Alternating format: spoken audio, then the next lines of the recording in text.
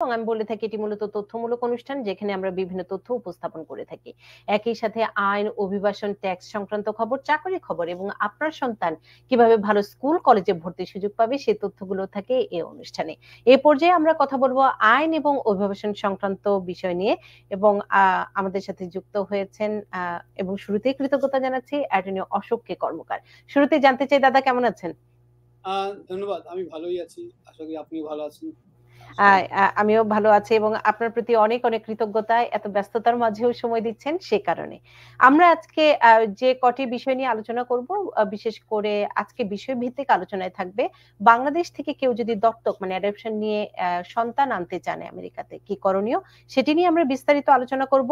তবে শুরুতেই একটু জানতে চাই ঢাকায় মার্কিন দূতাবাসের সবশেষ আপডেটটি কি অবস্থায় আছে দাদা?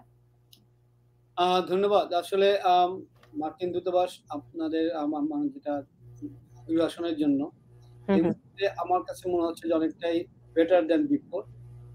আমি যেটা লক্ষ্য করছি সেটা হলো যে ব্যাকলগসটা হয়তো অনেকটাই কমে এসছে, কিন্তু এখনো সে অর্থে আমরা খুব ফিল করতে পারছি না। কিন্তু আমি যেটা দেখছি সেটা হলো যারা কিনা অ্যাসাইলি, তারা পরিবারের জন্য যারা অ্যাপ্লিকেশন করেছিলেন I-730, তাদের ক্ষেত্রে কিন্তু খুব দ্রুততার সাথে হচ্ছে। এটা আমি খুব লক্ষ্য করছি। সুতরাং অন্যান্য ক্ষেত্রে ঠিক ততটা আমি গতি দেখছি না। তারপরও it is much better then before. সুতরাং যারা অ্যাপ্লিকেশন করেছিলেন, যাদের অনেকটা অ্যাপ্রুভড হয়ে গেছে, যাদের অলরেডি এনবিসি থেকে এমবাসিতে পাঠানো হয়েছে, তারা প্রস্তুতি নিতে পারেন এবং তারা অবশ্যই খেয়াল রাখবেন যে সব ডকুমেন্টসগুলো আপলোড করা হয়েছে কিনা এবং কোনো মেসেজ আছে কিনা। আচ্ছা, এক্ষেত্রে আমি আরেকটি সম্পূরক প্রশ্ন একটু জুড়ে দিতে চাই যে এই ভিসা প্রক্রিয়ায় ইন্টারভিউ যদি কেউ এগিয়ে নিয়ে আসতে চায়, সব ধরনের ভিসার ক্ষেত্রে আমি যদি একটু জানতে চাই, কোনো কিছু কি করার আছে? প্রথমত হলো যে হিউম্যানিটেরিয়ান গ্রাউন্ড, এটা হলো ম্যাক্সিমাম সময় হলো হিউম্যানিটেরিয়ান গ্রাউন্ডটাই হলো মূল। যে আসলে আপনার ব্যক্তিগত জীবনে যারা যারা অ্যাপ্লিক্যান্ট অথবা যে পিটিশনার, তাদের কোনো যদি মেডিকেল কোনো সমস্যা থাকে ইউজুয়ালি সেটা খুবই বিচার্য বিষয় এবং সবসময় সেটা কনসিডার করা হয়ে থাকে। অন্যান্য ক্ষেত্রে কিন্তু আসলে সেভাবে না হলেও, যেমন অনেক দেশের বাংলাদেশের বর্তমান পরিস্থিতিতে অনেকেই হয়তো যে অরাজকতা চলছে এখনো, যেটা বর্তমান সরকার এখনো ক্ষমতা দেওয়ার পর থেকেও নিয়ন্ত্রণে নিয়ে আসতে পারেনি, সে অবস্থায় কিন্তু অনেকের ক্ষেত্রেই আমরা যে মব লিঞ্চিং হচ্ছে, অনেক রকম ঘটনা ঘটছে যেখানে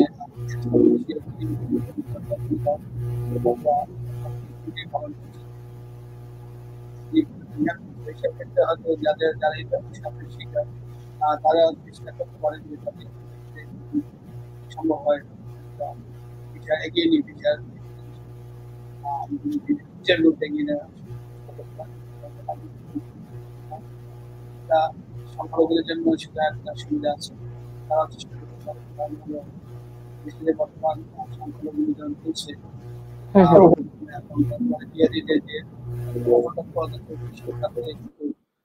এটা একটা জাতীয় বিপর্যয়ের মধ্যে চলে। যদিও আমাদের যে প্রধান মৌকুনি অনেকটাই তার একটা বাইরে ভিত্তি আছে, তার একটা সুনাম আছে, যেটা অং সান সূচির ক্ষেত্রে আমরা দেখেছি তারও ছিল।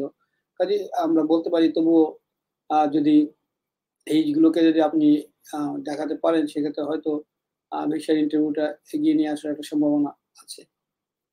ধন্যবাদ। আচ্ছা, সেই সম্ভাবনা আমরা একটু প্রশ্ন নিতে চাই। আমাদের একজন প্রশ্ন করেছেন খানম, তিনি প্রশ্ন করেছেন ওনার ছেলে কানাডা স্টুডেন্ট ভিসায় অবস্থান করছেন, ছেলের সাথে দেখা করার জন্য তিনি এবং তার স্ত্রী ভিজিট ভিসা পেয়েছেন। প্রশ্ন হলো তিনি কি কানাডায় পৌঁছে আমেরিকার ভিজিট ভিসার জন্য আবেদন করে আমেরিকায় আসতে পারবেন কিনা, এবং গ্রিন কার্ড কোনো পাওয়ার সম্ভব? ওকে, প্রথমত হলো ইয়েস এন্ড নো।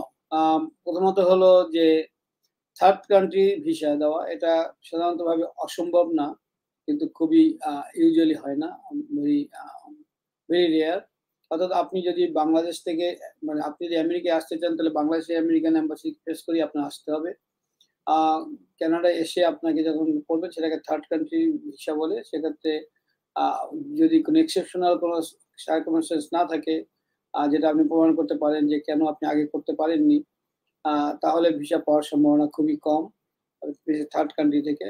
এবং আমেরিকায় আসার পরে আপনার গ্রিন কার্ড পাওয়ার সম্ভাবনা যেটা আছে, অনেকগুলো ইয়েস অ্যান্ড নো। প্রথমত আমি বলতে পারি যে আপনি যদি ইমিগ্রেন্ট ভিসায় আসতে চান, তাহলে আপনাকে ইমিগ্রেন্ট ভিসা কেউ আপনাকে অ্যাপ্লাই করতে হবে, অথবা ভিন্ন ক্যাটাগরি আছে যেগুলো আমরা EB-1 বলি, সেখানে আপনি অ্যাপ্লাই করতে পারেন, অথবা অন্য কোনো ইনভেস্টমেন্ট প্রক্রিয়া অংশগ্রহণ করতে পারেন, অ্যাপ্লিকেশন করতে পারেন। তো সুতরাং সেগুলো যদি আপনার থেকে থাকে সম্ভাবনা, তাহলে আপনি অবশ্যই মানে দেশে আসতে পারবেন। এর বাইরে যা যদি কেউ বলে থাকেন, যেমন এই দেশে অনেকেই আসেন, আমি আপনার কথা হয়তো বলতে পারবো না, কিন্তু আমি ইন জেনারেল বলতে পারছি যে আসার পরে যদি কেউ প্রমাণ করতে পারেন যে তার দেশে যাওয়াটা তার জন্য বিপজ্জনক, এটা শুধু বাংলাদেশের ক্ষেত্রে নয়, যে কোনো দেশে, যে দেশ থেকে আপনি আসবেন আমেরিকায়, যদি আসার পরে আপনি বলতে পারেন, প্রমাণ করতে পারেন যে আপনার সেই দেশে ফিরে যাওয়াটা আপনার জন্য বিপজ্জনক, তখন আপনি অ্যাসাইলাম অ্যাপ্লিকেশন করতে পারেন। সুতরাং এটা সবার জন্যই এটা এখন খোলা আছে। তবে বর্তমান প্রেক্ষিতে আগে যেমন বর্ডার দিয়ে আসলে যাদের ডকুমেন্টেশন ছিল না, তারা আসলে তাদের জন্য অ্যাসাইলাম খোলা ছিল, এখন অনেকটাই রেস্ট্রিক্টেড হয়ে গেছে। কিন্তু যারা বৈধ বিষয় নিয়ে আসেন, তাদের জন্য কিন্তু এখনো রেস্ট্রিকশন সেরকম আসেনি সেভাবে। সুতরাং যদি কারো রিয়াল প্রবলেম থাকে এবং উনি যদি এদেশে চলে আসেন বৈধ ভিসা নিয়ে, তারপর যে কোনো ভিসা নিয়েই, পরবর্তীতে যদি তিনি মনে করেন যে তার দেশে যাওয়াটা সত্যিকার বিপজ্জনক এবং তার জন্য তার জীবনহানির, তার টর্চার হওয়ার সম্ভাবনা আছে, মিসট্রিটেড হওয়ার সম্ভাবনা আছে, তাহলে তিনি অবশ্যই অ্যাসাইলাম করতে পারেন।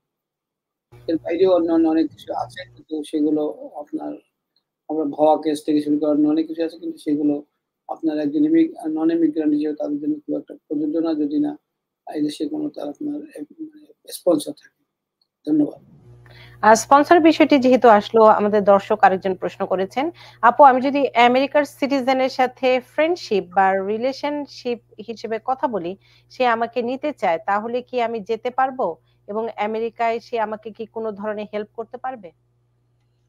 ইয়েস, হয় না? আপনি কথা বলার যদি জিনিসটা যদি এরকম আমি বলি, আপনি হয়তো যেভাবে বলতে চেয়েছেন, যদি আপনার কোনো সম্পর্ক হয়, সম্পর্ক মানে ফিয়ান্সে আমরা বলি, যাকে আপনি মানে ভালোবাসেন, বিয়ে করবেন এরকম যদি হয়, অবশ্যই আছে। আমাদের সেখানে ফিয়ান্সি ভিসা আছে, সেখানে আসতে পারবেন নন ইমিগ্রেন্ট ভিসায় এসে, পরবর্তী 30 দিনের মধ্যে আপনাকে বিয়ে করতে হবে। তো সুতরাং যদি এরকম অ্যারেঞ্জমেন্ট থেকে থাকে, why not? Yes, you are welcome.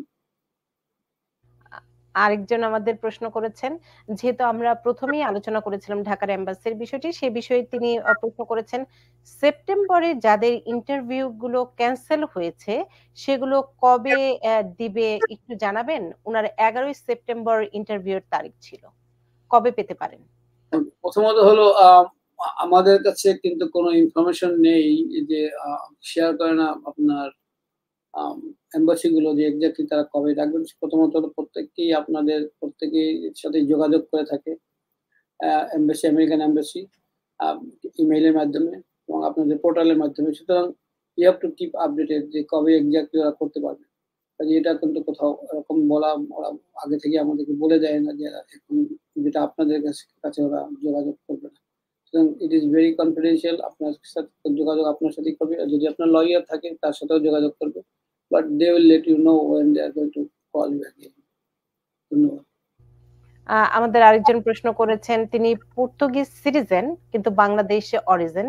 এখন তার প্রশ্ন হচ্ছে, তার জন্য কি ইউএসএ তে ইনভেস্ট করা সম্ভব কিনা? যদি সম্ভব হয় তাহলে কি কি সুযোগ সুবিধা পাওয়া যাবে? জানালে উপকৃত হতো। ওকে, ধন্যবাদ। আপনি ডুয়াল সিটিজেনশিপ আছে আপনার, বাংলাদেশের এবং পর্তুগালের। তো যদি আপনি বাংলাদেশের সিটিজেন হয়ে থাকেন, আমি পর্তুগালের সিটিজেন, আমার ধারণা ওরা ইটুতে কোয়ালিফাই করেন, কিন্তু বাংলাদেশের সিটিজেনশিপ থাকলেই আপনি ইটু একটা ভিসা আছে যেটাকে বলি আমরা ইনভেস্টমেন্ট ভিসা, এবং এর জন্য কোনো নির্দিষ্ট মানে পরিমাণ নেই, যে একটা লোয়েস্ট ইনভেস্টমেন্ট যেটা আমরা বলি, সেখানে বার নেই। সুতরাং আপনি যে কোনো একটা ইনভেস্টমেন্ট করে, যে কোনো কিছু একটা যে কোনো বিজনেস আপনি স্থাপন করে এদেশে নন ইমিগ্রেন্ট ভিসা আসতে পারবেন। এটা কোনো, আর যদি ইমিগ্রেন্ট ভিসা আসতে চান, EB-5 আছে, আপনাকে এদেশে একটা মোটা অঙ্কে বলি প্রায় $1 মিলিয়ন আপনাকে আপনার দেশে ইনভেস্ট করতে হবে, সেখানে করে আসতে পারেন। সেজন্য কোনো বার নেই, যে কোনো দেশ থেকে আপনি আসতে পারেন। কিন্তু এইটুকু বিষয়টা থাকতে হবে বা সেই দেশের সাথে ট্রিটি থাকতে হবে। বাংলাদেশের সাথে ইউএস এর একটা ট্রিটি আছে, সে কারণে আমরা যারা বাংলাদেশী তারা কিন্তু সেই সুবিধাটা নিতে পারি। আমরা